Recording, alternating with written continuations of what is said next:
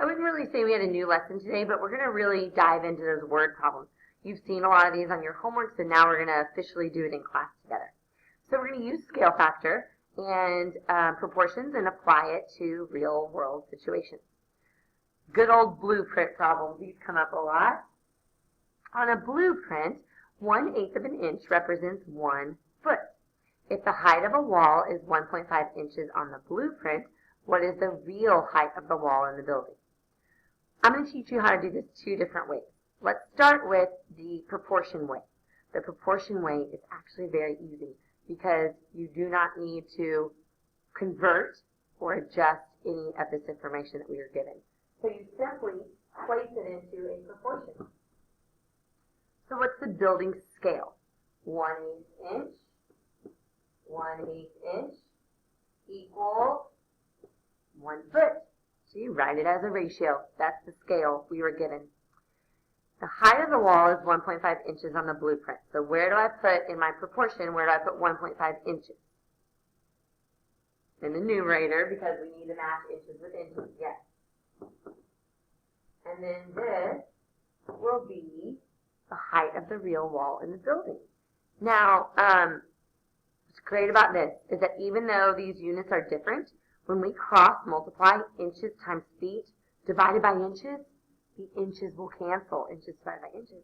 And our answer will be left in feet, which is really nice because we want our answer to be in feet because it's the real wall. We don't want it in inches. So we cross multiply, and we're just careful about parentheses around that 1/8. 1 times 1.5, okay, we don't need to type that. Divided by, 1.5 divided by, parentheses around it, 1/8. 1.5 divided by, parentheses around it, 1/8. 12. That was so easy. The height of the wall is 12. That's a pretty good height, right? Not very tall, but it'll work.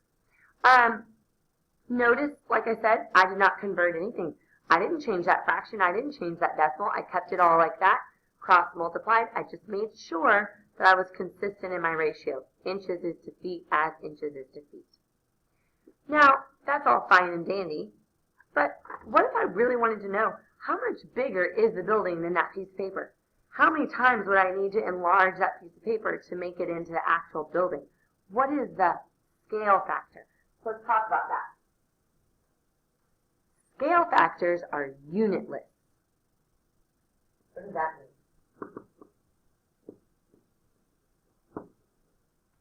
They're like Switzerland. They're neutral. They're not feet. They're not inches. They do not have units. Yeah, they're just a numerical number that you multiply. So when I want to find the scale factor, I have to make sure my units are going to cancel out. For example, well, scale factor, we do second over first, right? So we were given this one second and given this one first.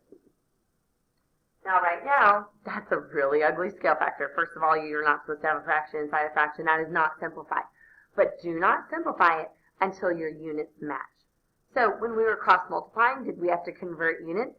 No. When we're finding our scale factor, do we have to convert units? Yes. So, yes, that's the right answer. You got it. So this is equal to 1 foot is 12 inches. And look at that. Our units are going to cancel. There are no units anymore. So I go to my calculator. I do 12 divided by 1/8. And I make sure to put parentheses around the 1/8. 96 is the scale factor. That building is 96 times bigger than the little sheet of paper. 96 is the scale factor. If we wanted to, we could have solved this with a scale factor. We would have had to do a little extra work though. So the height of the wall is 1.5 inches. Okay, so I multiply that times my scale factor. 1.5 times 96 is 96 times bigger. But then I get 144, and that's my answer in inches. Well, I don't really want to know the height of the wall in inches, so then I just divide by 12, and there I go. 12 feet. So that's another way to get your answer without proportion, using scale factors. Alrighty. Here's a good one where we have to draw our own picture because it is important that we have this skill. Let's draw a picture representing this problem. A 5-foot-tall Noah is standing 12 feet away from the base of the building. Noah is shorter than the building and casts a shadow of 3 feet. So let's start right there. We've got a 5-foot tall Noah. We've got the ground. And we've got a building. He is 12 feet away from the building. He casts a 3-foot shadow.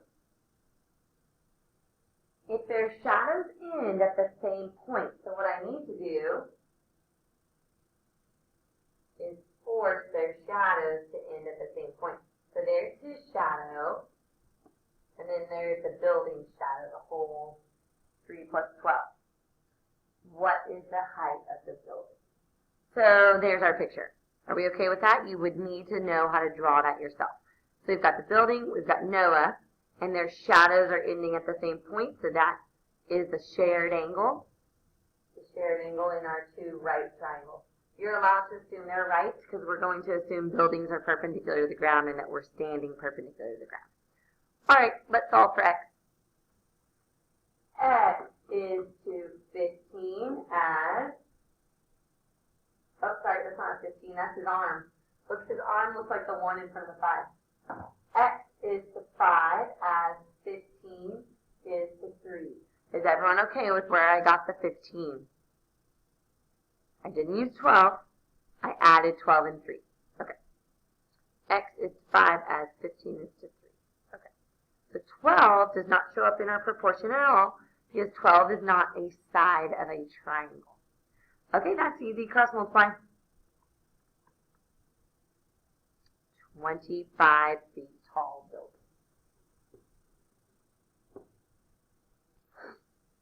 An artist used a photograph to guide his painting of this American flag mural.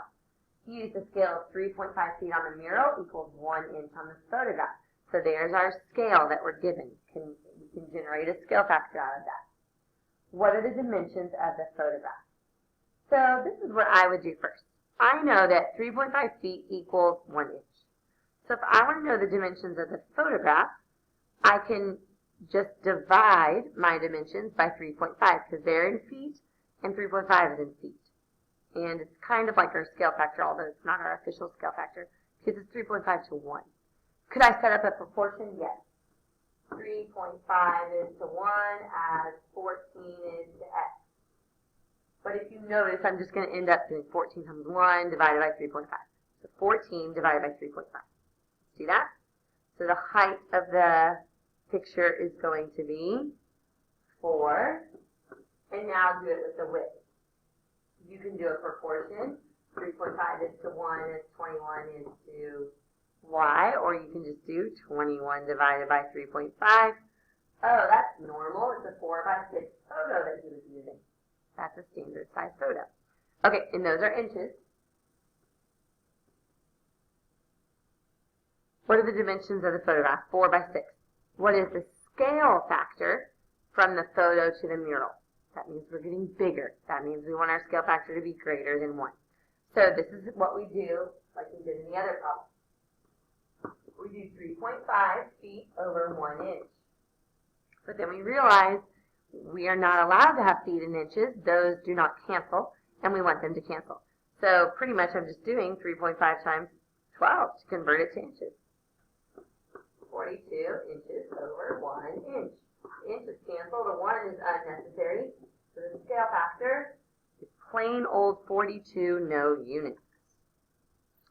If these Russian nesting dolls are similar, what is the height of the 5th tallest doll? It should be noted that these are heights. I know it looks like width. 8 inches tall. 6.8 inches tall. 5.8 inches tall. X inches tall. Okay, there we go. How would we start this problem? How do we find out how tall the 5th tallest doll is? Very good. Find the scale factor. Scale factor. You should have it imprinted in your brain. Scale factor. Second over first. Scale factor. Second over first. So I just picked the second measurement. Put it over the first measurement. Do the units match? Awesome. I go to my calculator. It's going to be a decimal. That doesn't bother me. 6.8 divided by 8.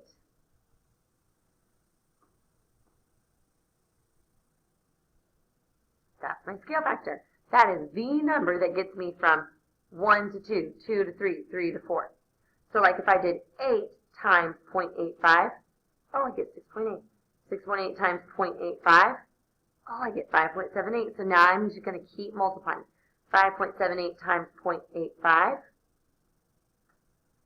4.913. Now I do that one times 0.85,